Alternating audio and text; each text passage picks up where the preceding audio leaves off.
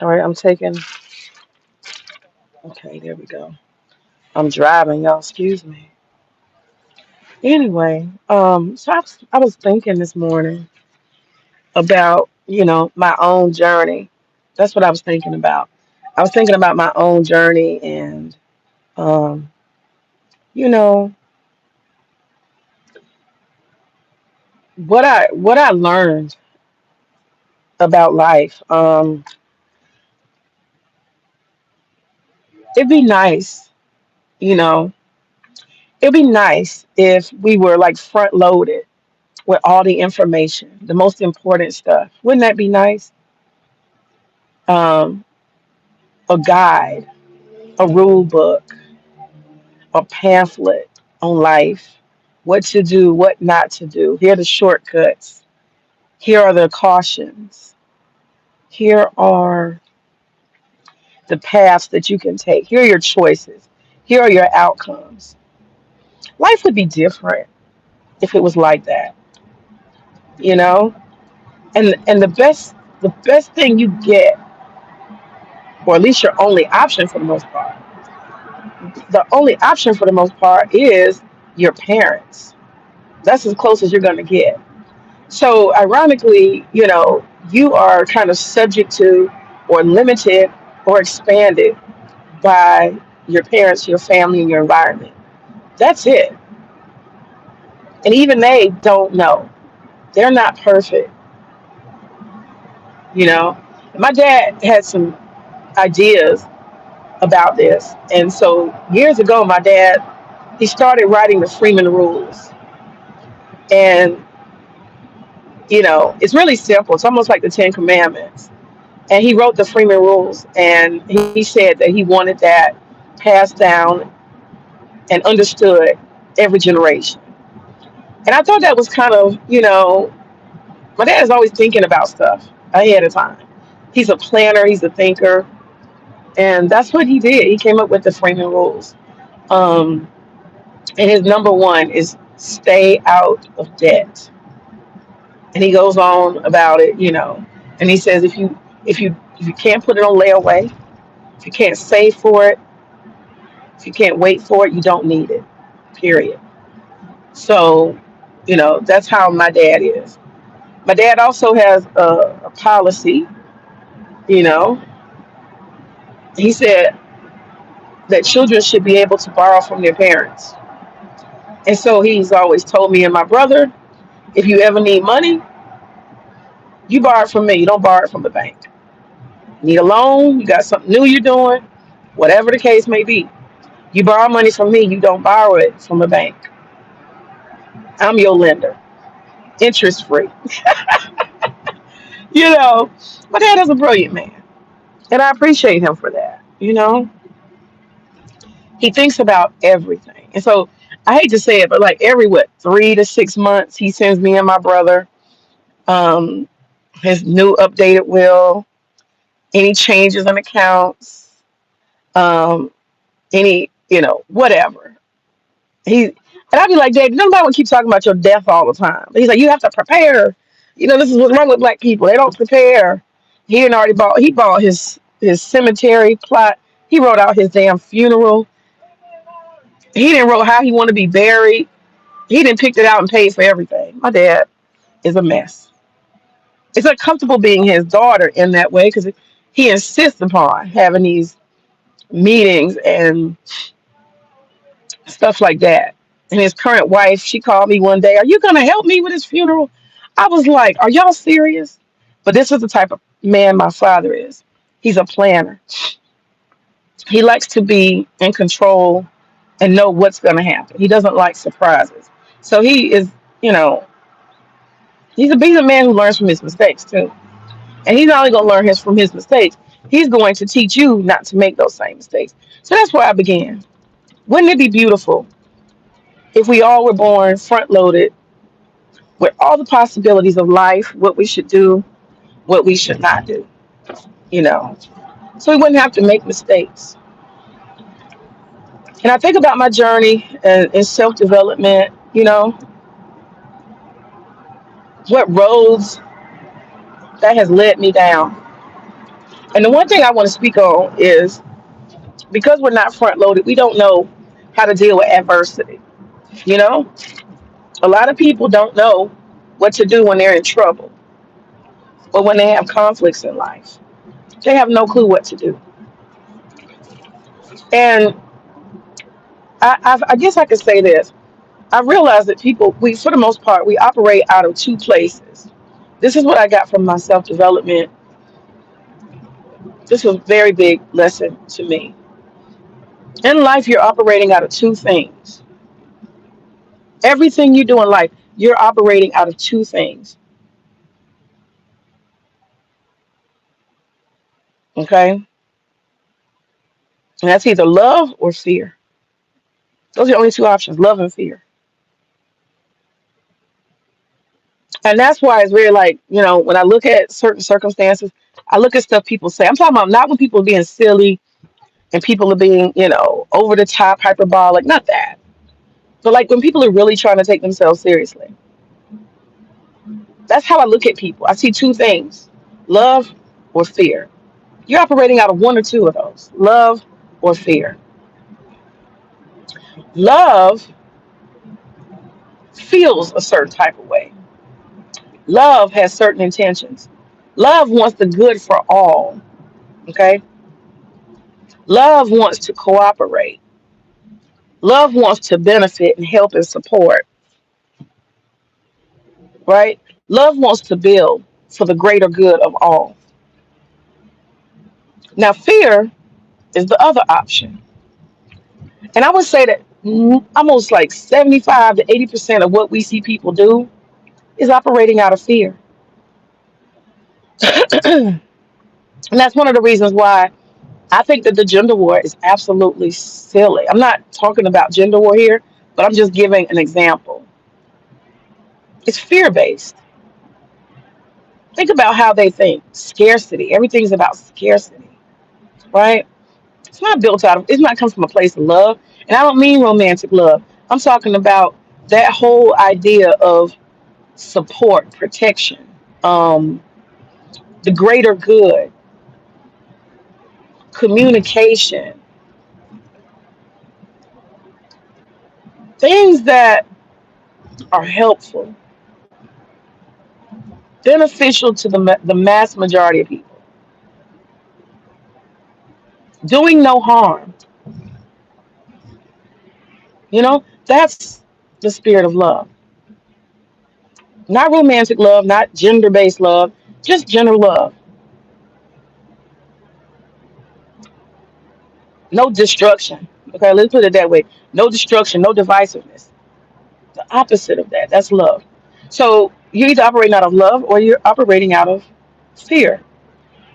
And so, in my personal life, you can do either one at any time. That's a choice. But in my personal life, I have to say to myself, is this out of love or fear? I mostly like to stay on the side of love. Sometimes, right, you have to choose to operate out of fear. No doubt. No doubt. There are plenty of appropriate times that you're acting out of fear. And that may have something to do with protection. Okay. But my point is this, those distinctions guide how you behave in life. And so when you operate out of fear, this idea, oh, it's not enough of this. You hear people do that all the time. That competitiveness. It's not enough. There's not enough women. It's not enough this. It's not enough that. That's a fear based thing. I can't. I'm not able. I'm not this. I'm not that. Or even somebody else. They're not this. They're not that. You're operating out of fear. It's all about scarcity. It's just not enough. It doesn't exist. It can't be. That's a fear based. That's why when I tell people sometimes, I say, you know what? You're afraid. I don't think people understand what I mean. All of mostly the negative feelings that we have, the negative thoughts we have, they come from fear based thinking. But some people are actually like that's their personality. It's like built in. It's all negativity. It's all fear based.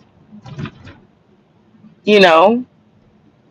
And I think that is one of the things that people miss about me or don't get about me.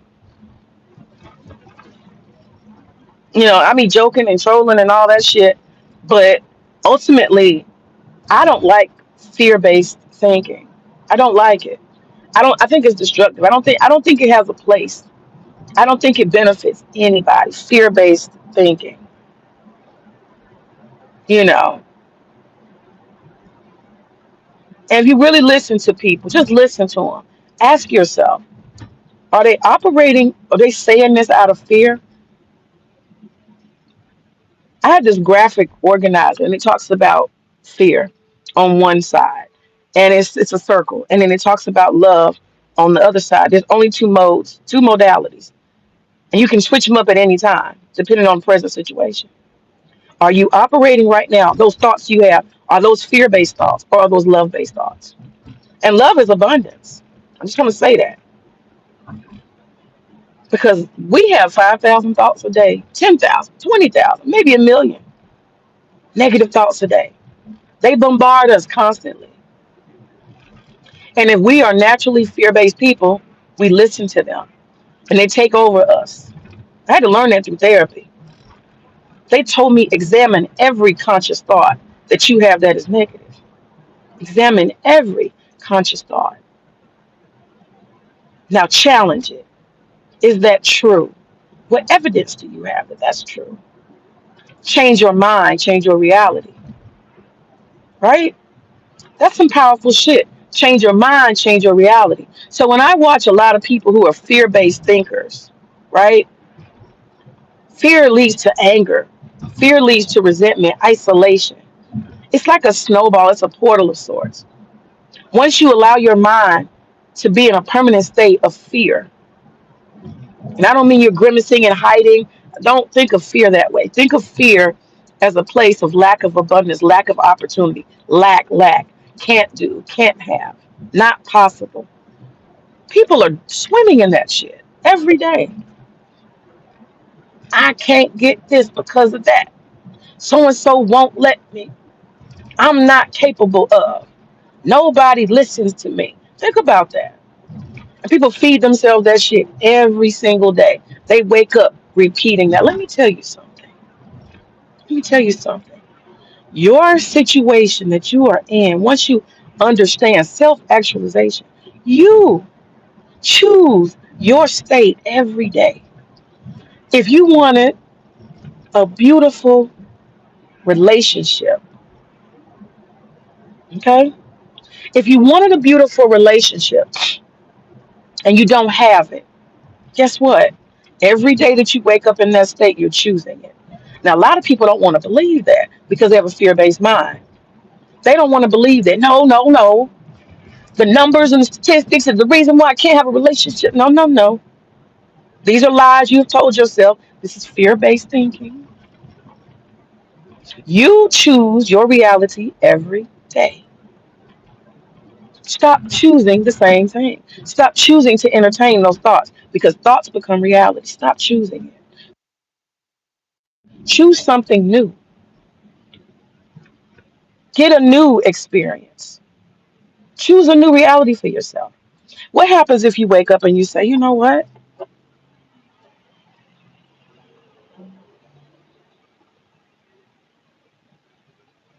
What did he say? Are your lives akin to video diary? What does that mean? No, I'm not doing a video diary. That's not what I'm doing. I'm sharing my thoughts. It's about a video diary. No, I would never tell my business here. I show my food. I would never tell my business here. Mm-mm, not a video diary. I don't know why anybody would do a video diary.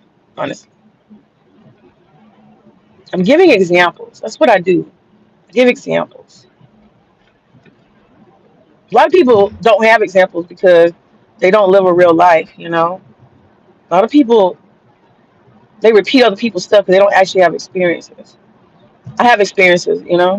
And so I may relate to experience or people I know that I don't name. I may name their experiences to make it more relatable. But no, I don't have no. I don't even have a paper diary. No, no, no. I was going somewhere before that. That's what I'm thinking. You choose it every day. Your state of mind, you choose every day. And nobody's stuck. That's fear based thinking. I'm stuck here. I can't move. There's nothing I can do, right? Fault, blaming, blaming people. That's fear based thinking. It's gonna be honest with y'all. There's nothing more powerful than the power of love. Love says I can. Love says I will. A love based mind, self love based mind. Love says abundance. Love says I can overcome. Love says I can be and do anything I want to be and do. It's not optimism. It's not delusion or anything like that. I have literally seen it, been part of it. You literally choose your reality by changing your mind, directing your thoughts. And then you can start choosing something better. You literally choose something every day. And you choose that thing until you don't. And a lot of people don't realize that how easy it is to have the life you want. It's so easy. It's so easy. But a lot of people are so caught up in their negative, fear-based mindset. It's easy to just say, oh, it's somebody else's fault. I can't find anybody. I can't be in a relationship. People don't value people like me. There's nobody out here that's good. People are trash these days. Blame it on your region, blame it on your culture. But and I know for a fact that out of this vast world of billions of people, there's somebody, there's plenty of people that could answer the call to love. But you're not ever going to meet those people or see those people. We're using that for example because you choose to believe that it doesn't exist. We have no idea how defeated we are by our thoughts. We have no idea how many dreams we have not had come to fruition that started as small thoughts, but we allowed doubt and fear to beat those thoughts down. We get inspiration all the time. Maybe I should try this. Maybe I should. Nah, it ain't gonna work. Ain't nobody listening to that. Ain't nobody gonna do that. Nobody's gonna. We have 1,000 ways. Good morning. Good morning. Good morning. We have 1,000 ways that we beat ourselves down, that we break opportunities and smash them into pieces. Follow your thoughts. Follow your thoughts throughout the day. Pull them out. Be conscious and aware. What just came into my mind? Try it today. I would challenge anybody. Just for even an hour. Just try for an hour. Follow your thoughts. Because if you have a fear-based modality, you know, if that's your norm, your baseline, and you haven't learned to stop entertaining, stop manufacturing, stop creating negative thoughts, the mind is going to do what the mind does. It's your job to be aware and conscious of the mind. What is it doing right now? Is it helping or hurting me? Are these fear based thoughts? What am I doing? Do I need to relax? Do I need to change my environment? Is the energy around me so much confusion that's affecting me? What is causing this? I'm always thinking about, my awareness of my current modality. I told my husband the other day, and he's very aware of it. My husband is very conscious. He'll tell me sometime, hey, you're off a little bit. Go relax. And mine doesn't necessarily come in the form of necessarily negativity. He'll notice I'm very like busy, busy, busy. I don't sit down. I won't stop. I'm just going like a little squirrel. And it's me spending my energy. I'm anxious. It's because I have all these things I want to do. I got to get done. and I try to press it all into this time frames. I think I can do it all, and I get very anxious, and I start moving really fast. He just comes up behind me, put a hand on my back, on my shoulder. May, go take a break. You need to relax a little bit. And then it makes me realize that I'm not being as aware as I should be of myself. And that's one of the benefits of being loved and being in a relationship. That's one of the benefits. Somebody who is in tune to you. We talk about all kind of stupid shit on the internet, you know? A lot of dumb shit. People don't talk about the real part of being heart to heart with somebody, being in tune, being in an institution of permanency, the investment, the spiritual connection. He can feel my spirit. He can look at me and read what I'm going through, good or bad. He tells me all the time, I love your laugh, man. He tells me all the time, I love you. And I forget. I forget. I forget. I'm just being me. And he reminds me. I said, oh, okay. And that's the beautiful thing about being with someone who is good to you and you're good to them. They help you see your God self. They help you see all the little things about you that are amazing and beautiful. And that helps the spirit stay positive. You got to surround yourself with positive people. We are mirrors and reflections of others, especially in close proximity. So I go back to that. Challenge yourself. Be aware. Am I thinking these, what kind of thoughts came into my mind? Where did that come from? Why do I entertain it? It's gonna happen. Okay? But the stronger you get with your awareness of these thoughts, Mhm. especially the ones that come often, you know, you have some things that are in the forefront of your mind. The more you get aware and you fight those thoughts, you literally fight them. You say that's not true, right? Because one of the things about me is I was very, very what's the word? I was very worried about proving that I was um capable of hard work as far as um academics. Because I had a very hard time in math. My brain does not compute math at all. And so those early struggles in math made me feel like, like I had an academic issue. No, I had to stop that. No, no, no. You don't have that. You have a weakness in math. Let's be clear. You have a weakness in math. That doesn't affect anything else. And so early on, because my dad had to get me a tutor from a college, a man who was working on his PhD in mathematics. He came almost like every fucking day because my struggle in math at algebra, like pre-algebra, was so hard. So I developed a little complex over the math, and it made me feel insecure. God, I can't ever get it. I can't ever get it. I can't ever get it. And because I had with math, I developed a feeling that I wasn't good necessarily academically. But guess what? When I got older, I had to deal with that.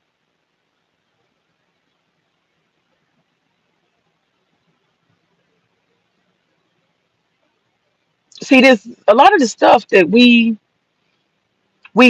entertain, negative, fear-based thinking. There's no fucking substance to it at all. But if you keep entertaining it, it becomes reality. So in my mind, I was dumb, right? In my mind, because I couldn't do pre-algebra, and that tutor, no matter how much he came, I just could not process it. And I kept failing math, getting a D in math. No matter what, I did everything I could do. My dad did everything. I could not process math. It was a failure. And that early failure in mathematics made me think I was dumb. And I held it in my subconscious mind. And I go off to, college, and I have a professor come up and say, and I had to face that math. I had to face that math. It was my math professor. I'm in college, and the math professor, I came to him And I said, I'm not lying, y'all. I said, I need to get a special consideration because I had taken two math classes that were required for a basic undergrad degree. And both of those I was struggling, just like I did in middle and high school. It came right back. It never went away. And I came to him and I was like, listen, dude, I said, I'm embarrassed to tell you, but I have to finish these classes. He said, why do you, let me look at your transcript. He looked at it and I said, I'm here because I need a special consideration. I need you to help me as the academic advisor to find a path so I can get a bachelor's degree without math. That's what I told him I wanted. Because I was convinced that I would never pass math, that I'm not going to be able to understand it. And at least if I can just get a degree without taking even one math class, can you help me do that? What can I do? These are just basic, freshman courses. He said to me, let me pull up your transcript. Let me look. I told him plain out. I said, I think I'm special education. Ah, I got to tell y'all, I told him, I said, I want to be considered special education. I have a history of failure in math. I cannot do it. I've already dropped math class twice. I do that in lieu of failing. I know I'm going to fail. He happened to be a math professor, and he was also the dean of academics. He says to me, he says to me, let me look at your transcript. He looked at my transcript and he started cracking up. He said, you think you special ed? I said, yeah. I said, yeah, I am. I can't do math. I've gone all these years. I've never been able to do it. He just cracking up. He thought that shit was funny. That's why I told y'all black men have been good to me. I can think of so many black men that have been a blessing. He said, Miss Freeman. I mean, he was so tickled. He said, you have a 3.9 GPA, and you got the nerve to sit in front of me and tell me you special education. I said, yes. He was like, let me tell you something. He said, you looking to escape. He was the first person that taught me about fear-based thinking. He said, you looking to escape. That's what you're trying to do. You're trying to run from something because it's hard. You're trying to escape and you're afraid. You're afraid to fail. You've been failing a long time. He said, you've been failing until you met me. He said, what I'm gonna do is I'm gonna switch you out of the math course that you had been in. You're gonna be under me. You're gonna come to my class. He gave me a formula. Black men have been good to me. He said, this is what we're gonna do. I'm your professor. You're gonna sign up for my class. I'm going to tutor you. I'm going to help you, and I'm sending you to the tutorial center as well. Every day after we get a class, whatever we're doing, take it to the tutorial center and have them go over it with you. And he said, I will do this, exercise with you to see where your mind is when you're doing these mathematic problems. We're going to you talk aloud, you tell me what you're doing, why you're doing it. I'm going to listen. He's not signing up for no hours to sit with me. He's saying, I want to get to the root of what your thinking is when you approach math, where you're going wrong. I'm going to analyze that. You're going to tell me why you're doing what you're doing on paper. And he took that time with me. He said, anytime you got a problem, let's do this analysis, this think aloud strategy. And then I'm going to send you back to the tutorial center. And I'll be honest with y'all, there was times when I was just so frustrated. He said, you come talk to me when you're frustrated. Come talk to me. Because I'm going to talk you back down out of your fear. And I went to him a couple of times. He said, okay, so what do we need to do now? He talked through everything with me. What do we need to do now? He said, how about you audit the class while you're taking the class? So he said, I teach this class twice a day. I want you to come to the first session as registered, and then I want you to come to the second session so you can hear it again and you can practice again. You might need to understand it twice. This man went and he said, I'm not going to charge you to audit. You come and sit in the back and you just stay back there, and whatever we don't know already, we go over it again. Black men have been good to me. He got me through math. He talked to my mind. He told me you need to let go of the fear. You can, you can, you can. And not only did he do that, he told me, he said, you are funny.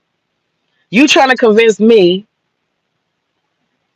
that you special ed because you don't want to face your fears. You scared, you're afraid to fail. So you come with this crazy ass scheme because you didn't went and read how you can be in college and have issues and you can claim special ed and we'll give you a pass. He said, can you believe? Can you believe? Can you believe you came at me with that? You didn't read somewhere, you did some research and you found a loophole and you tried to use that on me. And he said, matter of fact, when he first talked to him, he said, I'm gonna get you academic scholarships. That's what he said. He said, I'm gonna get you full ride academic scholarships. That's what he did for me. Black men have been good to me. You got a 3.8, no, 3.9 GPA. It only requires a 3.8 for you to be in the Phi Theta Kappa scholarship pool. And he said, there's very few people in that pool, right? Very few people. He said, I'm going to go ahead and get the paperwork pulled up and I'm going to get you into the scholarship. I'm going to write your letters of recommendation. I'll gather them. He's the dean of academics at the school. And he did it. He lined it all up for me. That brother got me academic scholarships worth 70, is it 70,000? It was 15,000 a year for 4 years. 15 times four. Oh, see? 15, 15. There's 30 to there's 60,000. He got me $60,000 worth of academic scholarship. Isn't that amazing? Isn't that amazing? And what happened to me when I had to face a deeper reality, he got me that Phi Theta Kappa scholarship to pay for a school that cost about 40,000 a year. Okay, and that's another thing. He told me, he said, "Where you gonna go?" Because I started out at a junior college. I did 1 year, no, 2 years at a junior college. Okay, I did a junior college. And that's where he was at. And he said, "Where are you gonna go after this?" I told him, I said, "I'm applying to Spelman." And I went to a junior college because I I don't know if I should go into that. It's complicated.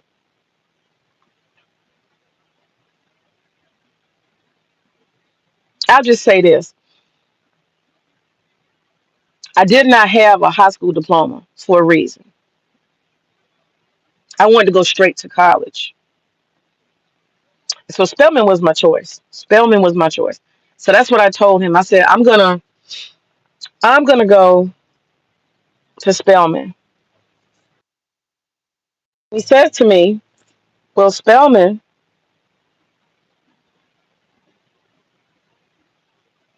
they go, John, you are funny. You are funny. You talking about Clue messed up. Yeah, I'm gonna get to that. I need to make a whole stream about that. I'm thinking some deeper thoughts right now, but I'm definitely gonna get back to Clue. That is hilarious. Clue, Clue is simping. He was simping. I think Clue is hiding out in the cave right now. I love messing with Clue. Clue is funny to me. Anyway, so long story short, I had to face that fear again. Cause guess what? When I got to the school he helped me find, he said, "You want to go to Agnes Scott? They're going to give you more scholarships." He said, "But you said you're smart. You shouldn't be paying for school. So I got you this scholarship so you can go there, and I want you to go." I mean, he's like almost like my father. He just took over. He's like, "I want you to go and call Agnes Scott. Tell them they have something called Great Scott. Tell them you want to come." He didn't tell me fuck Spelman, but he wasn't really trying to hear it. He's like, "I think you'd be better off over there at Agnes Scott." And for me, it was hard because I'm a black woman and it's a predominantly white school and the Spelman is all black. I applied to both, got accepted by both. He wrote my letters of recommendation. He did everything for me. He was a blessing. Oh my God. He was a blessing. But he taught me the power of positive thinking. He taught me not to run from my fear. He's adding on to what my dad has taught me. But sometimes, when you're grown and you're an adult and you out in the world, you're not under your parents anymore. Hopefully there's some people, some elders or people who are guides that exist too. They're not there to parent you. They're there to remind you what your parents built in the foundation of you, maybe, right? But he literally taught me to fight my fears. And I was doing great for a long time. I got into Agnes Scott. He was with me all the way. He was high five. Yeah, you're in there. He was giving me advice. He was so active, this man, Dr. Bailey. Dr. Bailey. Let me call his name, Dr. Bailey. Brilliant black man, mathematician. And he saw something in me and he invested. And he was probably thinking, yeah, this girl is fear based. I got to get her out of fear because she's holding herself back. So I learned a lot from people and experiences. He helped me overcome. But see, that's the thing about patterns. They don't stop. You don't defeat. You have to go through something over and over again until you get out of your system. That fear still wasn't gone. But he gave me the first step. He showed me, I think I can. I think I can. He showed me that. He showed me. He showed me by walking me through the process. He walked me down the path. He gave me a journey. You're not gonna stop. I'm not gonna let you stop. Silly ass girl, come here talking about you special ed. Cause you afraid. Get your ass out of here. You're smart. And that's why I'm laughing at you. And not only am I laughing at you, I'm gonna help you get a honors society, Phi Theta Kappa scholarship. You're gonna get an academic scholarship, and this shit is gonna carry you all the way to the end. I'm carrying you to your destiny. Let's go. I mean, man, what a blessing. Had he not been there, man, I don't know. I don't fucking know. I probably would have quit. I probably would have gave up. And so I'm on Agnes Scott. I'm just talking to y'all about fear-based thinking. We gotta move because if you don't move, you get stuck. You get stuck and you stay there. You can't go nowhere. Fear don't support shit. Fear destroys. It's divisive. You just stay there in your negative cycles of thinking. Your reality reflects your mind. I've learned this shit by doing. I'm not saying anybody else has. I'm talking about me. Dr. Bailey took me out of a cycle. He showed me a new way. Stop thinking negative. Do something different. Work harder. Work smarter. You're not that. You're actually this. He built me to believe that I was intelligent. That math did not define me. That math could not defeat me. He taught me that. So then I'm over at Agnes Scott. I'm doing well, right?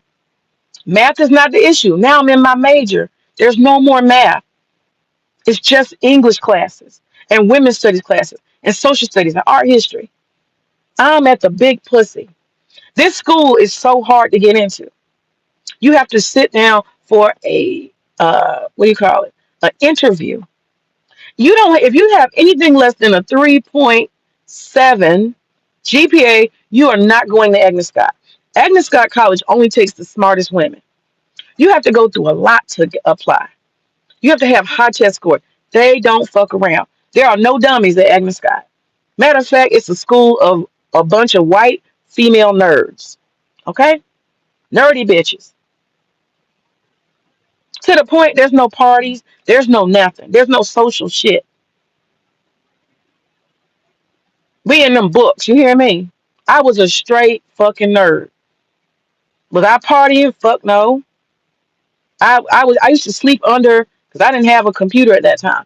I used to sleep under the fucking in the library. You're not supposed to sleep in the library. It's 24 hours. I used to sleep under the computer because of the way the squares are made. They can't see me. I used to take a blanket and everything. Me and maybe some of my other black girls, because we didn't have a computer, you know. So we were using it in the library, and we used to take our blankets and shit, especially around finals, and we come prepared to sleep in the library. We put our timers on. We're gonna take 3 hours of sleep. Okay, wake me up. I wake you up, and we just pop up, get back on the computer, start working again. Nerdy motherfuckers. Okay, so here I was. Let me see it. Let me look at the comments. Yeah, that's funny. I swear, Don. Hey May, I saw that Clue stream. Why does he got a whole elderly woman as his? Y'all want to talk about Clue? Okay, I'm gonna wrap this up and I'm gonna talk about Clue. Um, yeah, we're gonna talk about Clue. That shit is hilarious. So that's what I was gonna say. When I went to Agnes Scott, I'll make it short and brief and get over that. Matter of fact, I'm gonna start another stream about Clue. Let me get in my house and get me some coffee. I think my husband might be up, so he might not mind me cackling and laughing early in the morning. I just close the door. That's what I'll do. I close the door because I got a whole bunch of dishes to clean up. So that'll be perfect. I'll go in and do that. Let me finish this stream, and I'll charge the other one up while I'm washing dishes. I tore that kitchen up last night, boy. I made this bad pepper steak. Oh, it's so good. And I got a bowl of rice too.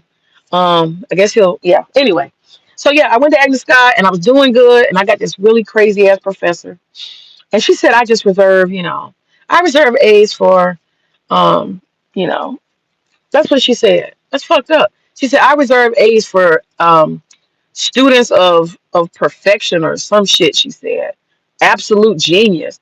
Bitch, I got a scholarship that requires me to keep a 3.8. And you talking about you gonna try to give everybody a B? You gonna start the shit off like that? And she wasn't playing. Pat Pinker, crazy ass English professor. That's how she started the class off. I reserve A's for students who exhibit absolute genius. Some shit she said like that. Something like that. And I'm sitting here as a black girl on a academic scholarship that's carrying my way, damn near half of my tuition. And thank God I got other academic scholarships. And then Agnes Scott offered me 9,000 a year academic scholarship as long as I was in good standing. It didn't have a GPA required. They already knew you wasn't gonna get the shit if your ass wasn't smart enough to keep it anyway. Then I got the Georgia Tuition Equalization Grant. Then I got a Hope Grant. So I went to school on predominantly mostly 75, 80% academic scholarships. But let me tell you something that puts pressure on your ass. That puts pressure on your ass because they're monitoring. If you don't stay at the 3.8 GPA or above, your ass is grass. So Pat Pinker, I did everything I could do. She's hard. She gives you your papers back. And she's thinking of all these PhD motherfuckers get on my nerves. She's thinking of all the thousand ways that the paper could have been better, that it could have thought about this. It could have wanted 4 pages. Okay? What the fuck you want me to do with 4 pages and you are talking about all that shit? Didn't matter. Let me tell you something. Pat Pink almost cost me my scholarship. I was so stressed out. I was going crazy. She would give me my paper back and I'm like, can I do it again? She was like, no, grades are kind of what they are. I'm like, can I do it again? Can I do it over? She wasn't moving. Let me tell you what Pat Pinker did. Pat Pinker fucked me up. Pat Pinker gave me a damn fucking D. A D. I got all A's.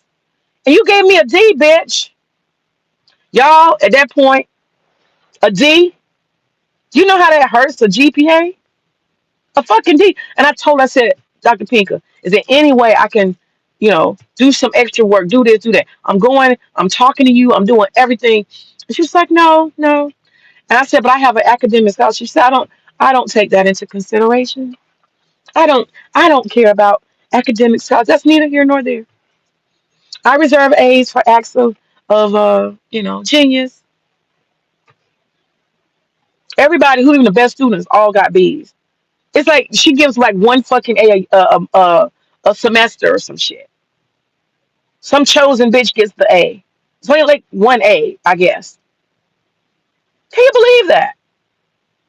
Fuck my academic scholarship up. I got a letter. Unfortunately, your GPA went down to a 3.6 or some shit, 3.7, and this scholarship requires some. Man, I almost lost. I called my dad.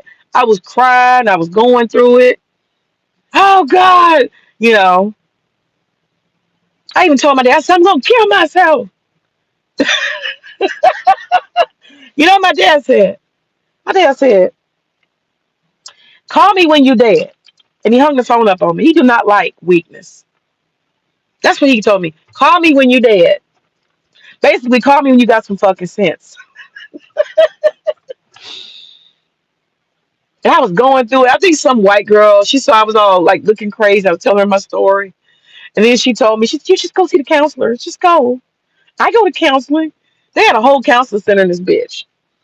Whole counseling center. They got like 4 counselors. So he signed me up. I signed myself up for counseling because I was having a problem. And I met Margaret. And Margaret was a white lady. She reminded me of Mother Goose. She was my therapist. It was free. I would go to the counseling center every week. She would pep talk me. And she taught me about the power of the mind. She said, whoever told you you were stupid? Why did you think that? What's the root of this? I'm going to lose my scholarship. I'm not going to get a degree. Where did you get all of this from? Why are you entertaining this? Are you in school? Yes. Are you doing well? Yes. Except for this class. She said, that's one person, right? I said, yeah. She said, that's one class, right? She said, how many classes have you done well in? She said, you have no evidence that you're dumb, that you are not going to make it, you can't get a degree. You have no evidence. Everything is the opposite. Do you see yourself?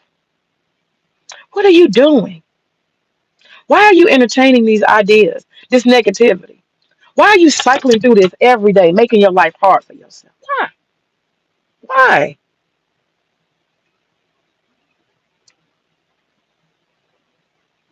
And she taught me how to focus on what I have that's good. Focus on what I'm doing to get better. Focus on results. Focus on the results I have. Focus on the evidence that the opposite is true. Stop entertaining negative thoughts. That's what Margaret taught me. Stop entertaining the lies of the mind. Stop entertaining the lies of the mind. And Margaret got me through it. I ended up being a problem solver. She said, you need to go and talk to the academic department that keeps your scholarships. You need to maintain a 3.8. You're at a 3.7. You can recover. You can continue. She said, you do know they got an appeals process. I said, no, I didn't know. She said, yeah, go talk to them. I talked to them. They had an appeals process. They said, we'll give you a whole year to get your GPA back up to at least a 3.8. You see how easy? How easy? There's always an option. There's always an off ramp when it's some bullshit. There's always a loophole. There's always, let me say that again. There's always an off ramp on some bullshit. There's always a loophole. And when I started realizing that in life, nothing defeats me. Nothing. I used to think this stuff was just finite. It is what it is. It can't be changed. It can't be different. There's no way. It's stuck how it is. All is destroyed. Everything's fucked up. No, no. That's fear-based thinking. I have love-based thinking. I have abundance. There is a way for me to get through this. There is patience, right? And if I have enough patience, I can find a way, a new way, a better way, an easier way. There's a way. I had to change my mind so that I could change my life.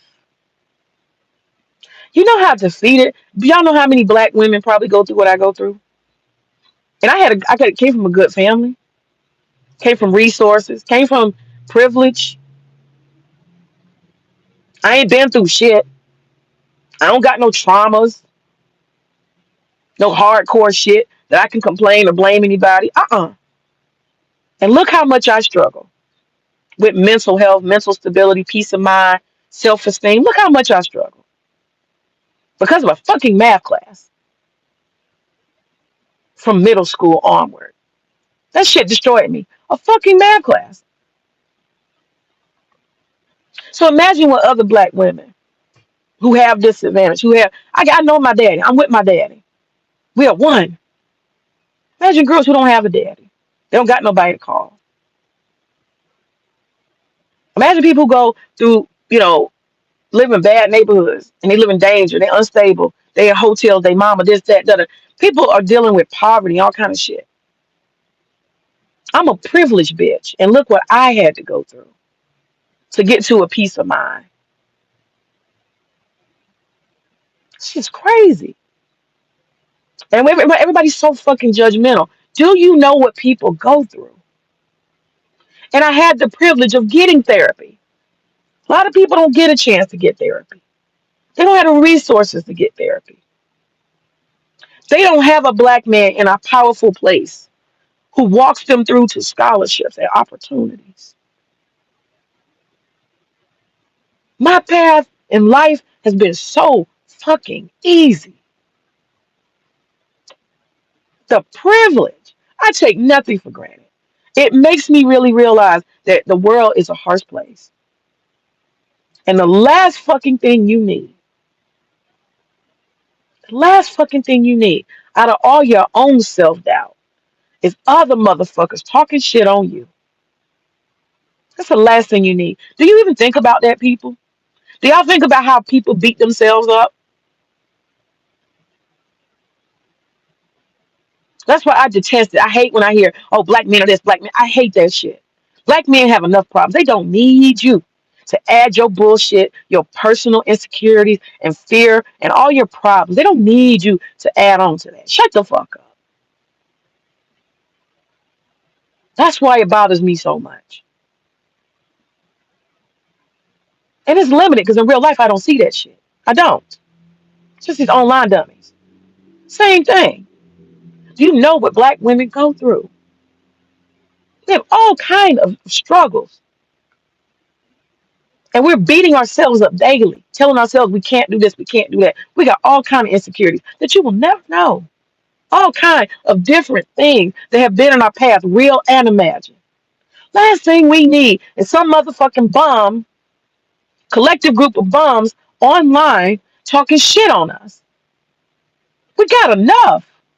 Black people have enough trauma from here to eternity. We don't need anybody else piling on and talking shit. That's my point today.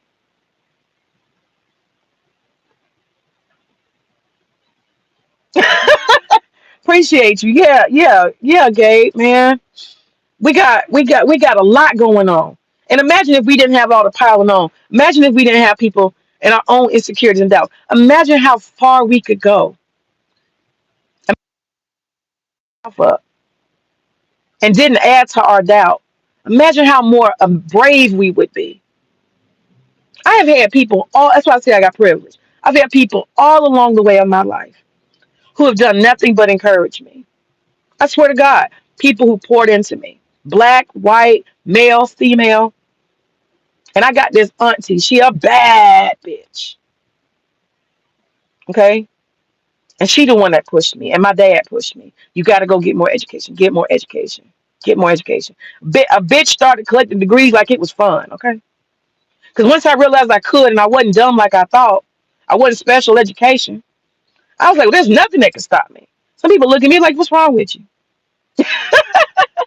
What's wrong with you? Bitch, you got like 4 or 5 degrees. What's wrong with you? You know, I got like 2 technical degrees. I just kept going to school. I was like, I think I can do it. I can do it. It's like you pedaling on the bicycle and you just start pedaling fast. Fuck it. That's what I did. It's like, fuck it.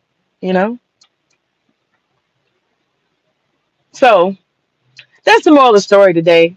I just wanted to share that. I want to have a little bit of light.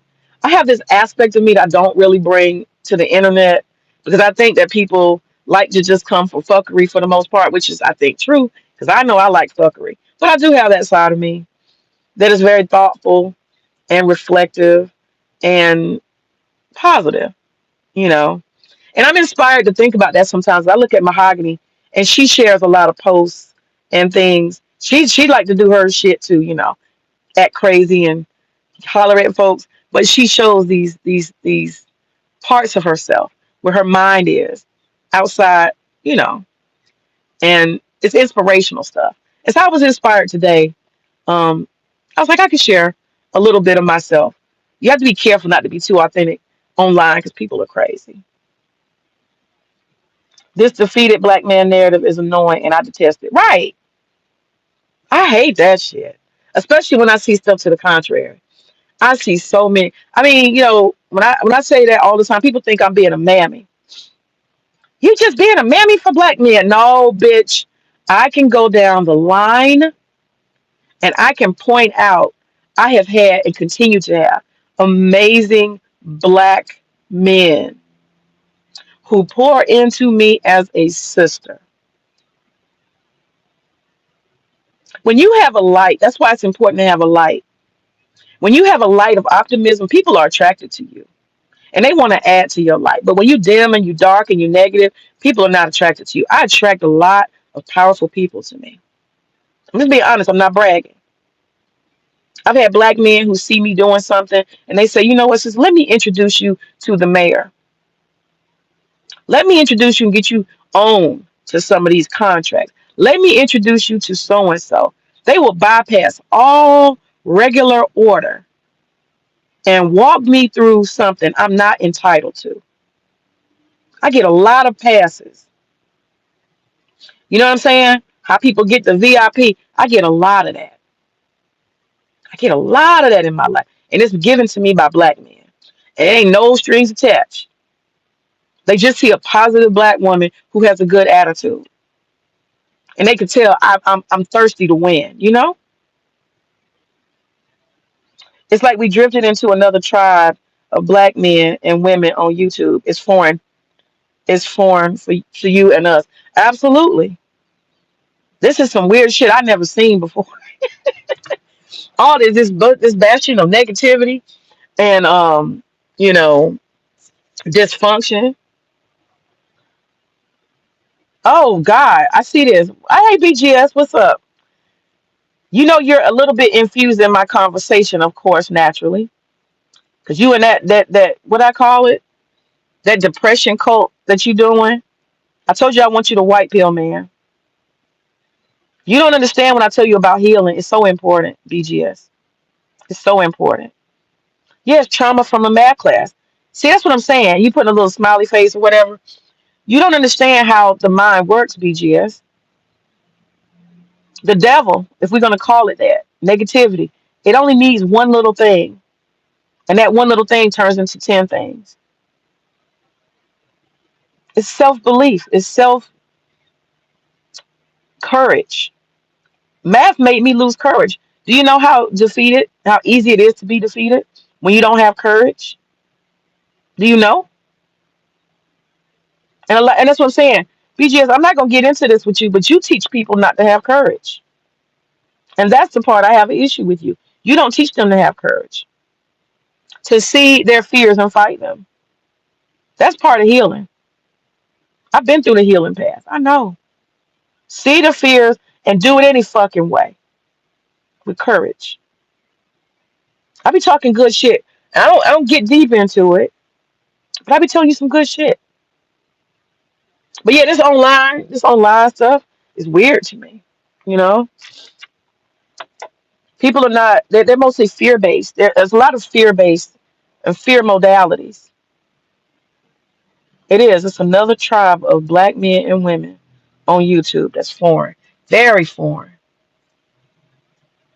Most people I know they're afraid to give in to doubt. They don't want to show people doubt. It's kind of a form of, it's just something you don't do. You don't tell people, I can't do this, I can't do that. I'm not around people like that. If they can't do something or they fear it, they're not gonna tell nobody. They're gonna fight like hell to get through it and do the opposite.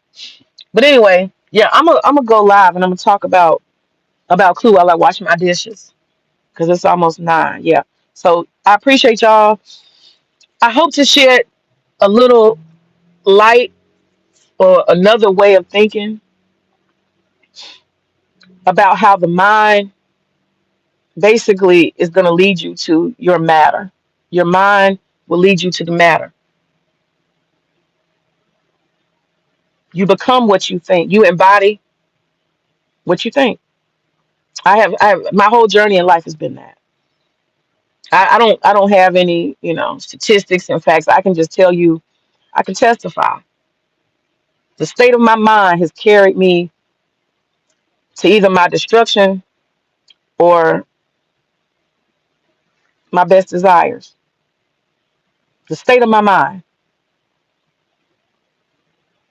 And the state of your mind is everything. So that's what I